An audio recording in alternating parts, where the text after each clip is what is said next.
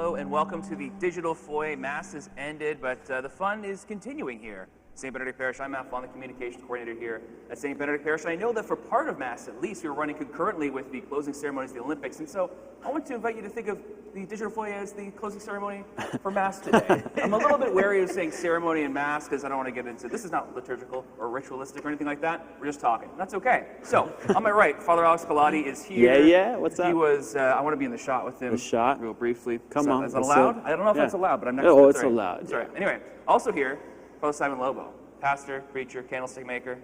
It's all here. Candlestick maker? I haven't made any candlesticks, maker? actually. Wow. What's that? I haven't, you know what? We actually have a little kind of candle thing going. One of our brothers. We have a little candle thing going. One of our brother priests, Father Eve, he's amazing. Birthday yesterday. Happy birthday to Father Eve. Yeah. We celebrated with, anyways, I won't get into all the details, but the fact that you said what you celebrated with and then you stopped short. It involved fast food. Great. Okay. I feel like I preached on eating healthy and all that kind of stuff, and then it's like, yeah, go ahead and go for a Wendy's Frosty, everybody. But anyways, yeah. So he saves some of the candle wax in the used up candles, to give and communion. he will put it in the larger candles so they keep burning out the wax. And it's just, I just love Father Eve. He is amazing. He loves the environment, and he loves Wendy's, too. He loves Wendy's. He loves Wendy's. But who doesn't love Wendy's, really? Fair enough. You know, who doesn't love Wendy's? I appreciate that there's fast food diversity in your household. Yeah. You're not a one No, place. we're definitely pro-diversity in our household. Excellent. Absolutely. Love it. Okay, lots of stuff coming in with the Digital Foyer things here. Real quick, there's a couple things we wanted to touch on. Next weekend, Father Simon, is the Archdiocesan Feast Day, right? Because it's the feast of the Assumption. So it's this amazing feast. It's the fourth mystery of the glorious mysteries of the Rosary, if you're familiar with that, this beautiful prayer that we pray, looking at generally the life of Jesus through the eyes of Mary. Here's my rosary, I got it with me, but the fourth glorious mystery is the Assumption of Mary. So we believe, and this is kind of crazy when you think about it, that either just after Mary died or just before she died, but before her body corrupted or decayed or anything, she was taken up bodily, assumed into heaven.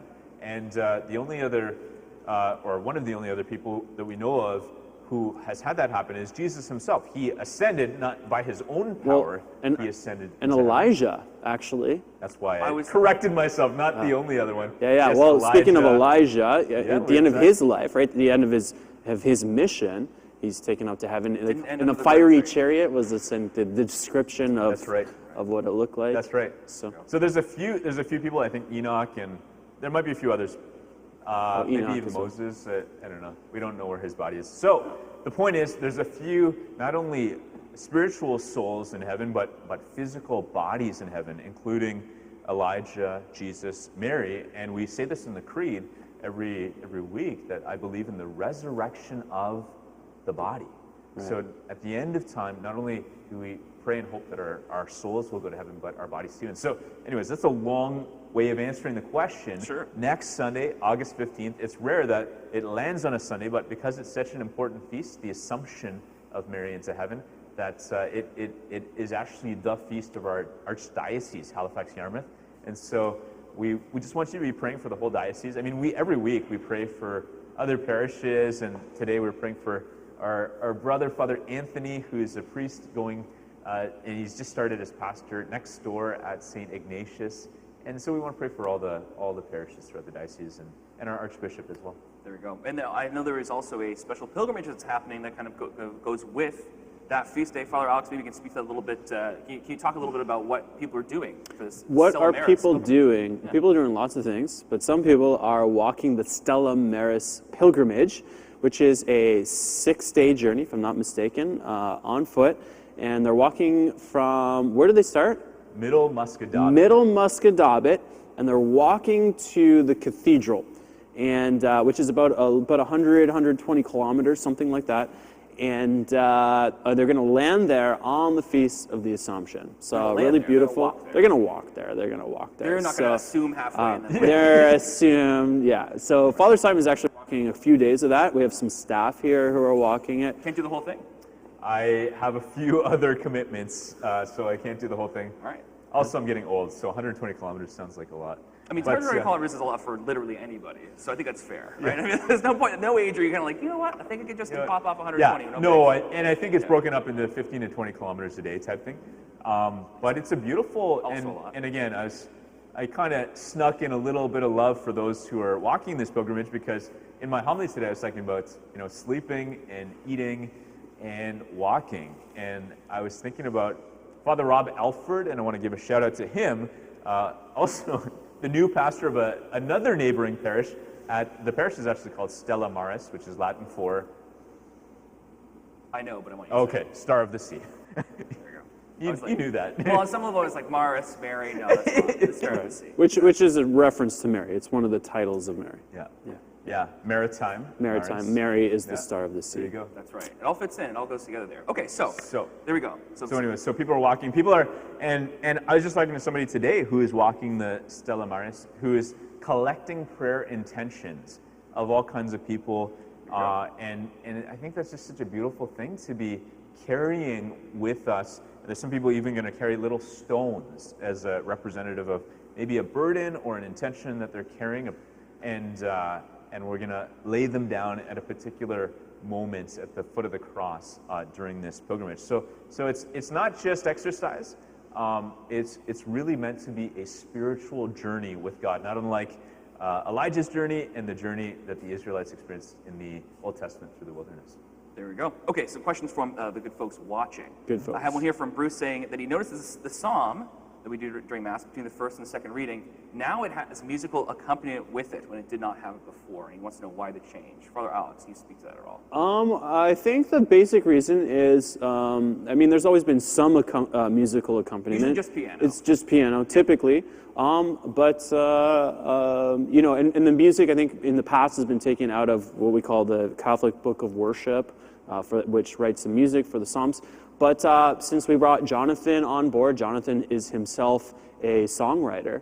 And so the music that you heard was written by Jonathan. And so Jonathan wanted a fuller sound, so he brought in more instruments, more voices.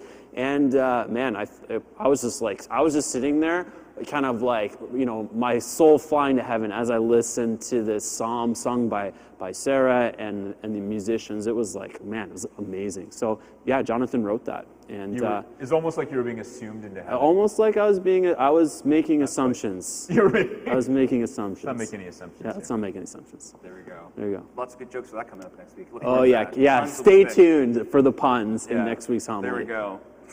I can't wait for our viewers to just dip, just spike into the earth. Puns are great. We love them. Okay, question here from Kelly, who asks, do you have any advice for how we can prepare for a wave of new disciples? I'm going to attack on my own thing. Do you think in some ways we've been preparing during COVID? We absolutely have, and I think one of the best ways that we can prepare for this new wave of disciples, and again, is this prayer sense. I could be wrong. I might look like a fool, but I think it's for us to be faithful to what God is calling us to do, to be a parish that's on mission already, a parish that's trying to reach people beyond the walls of this church. It's what we've been doing through the whole pandemic, and we want to keep doing it. It's going to be things like everybody in our parish getting on board and saying, yeah, I want to be part of this. I'm going to invite somebody to try Alpha. And we've got both Alphas in person and online starting in September. I'm going to get into a life group and make sure other people who are kind of out there who are in need of relationships, to make sure that they get connected, networked in. I'm gonna make sure that people come back and experience worship of God at Sunday Mass and get fed spiritually, even with the Eucharist. And so these are just ways in which, by living out our mission, and I think that's going to be a huge way in which we can help lead people back to God and get ready for those that will just find their way here. Also had a question that I'll direct us to Father Alex here. Is there a lesson from this time in COVID that has kind of rung out like most true for you? Is there something in your life you're like, if there's one kind of big lesson for you through this time, what would it be for you? Yeah, I think there's so many. Yeah, well, right? exactly. How can I pick one? I think, one is just how dependent we are on God for everything. And, I think in modern Western society, we have more wealth, more money than we've ever had before, more opportunities. And I think what COVID showed us is that overnight, the whole world could be brought to its knees. And all of this self-dependency, it's an illusion. And ultimately, at the heart of it all we have is God. And that's all we need, right? He's everything we need. So I think, I've really experienced a deeper dependence on God in this season for everything. I didn't expect that to fit so perfectly with the preaching series, but there it is. Father Alex, it's got the goods there. Everything comes from God, from the clothes on our back to socks on our feet. And every day, every week, here in the Digital Foyer, we have priests who wear different socks. There's a lot of fun, a little bit of competition that happens here. Well done. And they're in awe of that transition, and that's okay.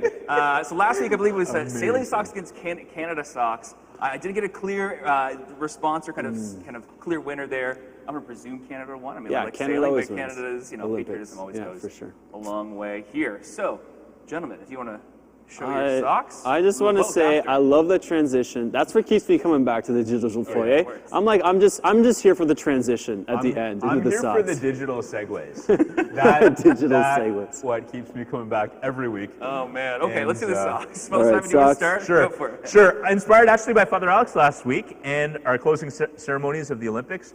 I have my Canadian Mountie socks given to me by Pat Burgess, who is married to a Mountie. Oh, is there a bear on there too? There is a several bears. That is. Is it a bear or a beaver? No, it's a bear. Oh, it's a bear. Oh, it's a bear. Okay. It's a brown polar bear, and a Mountie. Yeah. So, there you go. Barely. There we go. Okay. Father Alex, what do you got got. So these last week, a couple of weeks ago, my family were on family vacation together, and I was not. And so they sent me a pair of socks, which are Adirondack chair on the dock at the lake. Oh man! With the 6-pack of looks like Molson Canadian there, and they all signed the socks. They signed all my family. So I've got Vito there. I've got I can't read upside down, but that's amazing. So they sent this to me from the cottage, and so it's got signed by my favorite people in the whole world, my family. So shout out to them. On the bottom of the socks it says, "I would rather be at the cottage." There we go. What a way to find out I'm not one of Father Alex's favorite people. But now it's the opportunity for you to vote on the socks. I would have voted for the socks if the bottom said, "I would rather be at the broom tree." That would have been like the perfect. But they're close. They're close. There we go. Back to the homily. So it's your chance now to vote on two very thematically appropriate socks. We have the Canadian socks at the end of the Olympic ceremonies here, Olympic Games rather, closing ceremonies. And Father Alex with the perfect vacation socks, really, just the relaxing on the beach, on the dock there. So you can vote now in the comments, and we will hopefully have a winner for that next week. And now, before we extinguish the flame here at St. Benedict Parish, we actually have one more thing. SBB Kids Online Church with Laura. Take it away.